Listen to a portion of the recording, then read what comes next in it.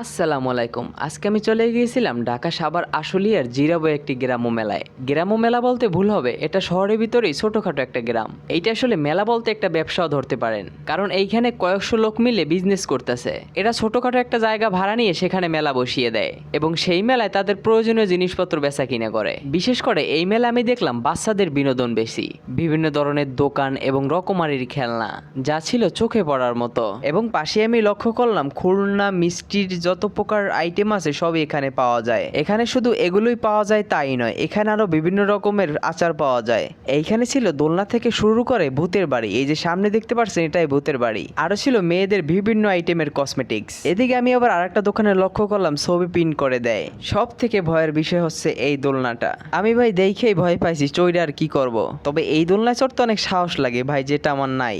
এদিকে আবার পাশেই দেখলাম মুড়ি চানাচুর দিয়ে বিভিন্ন আইটেমের ঝালমুড়ি বিক্রি করতেছে। শুধু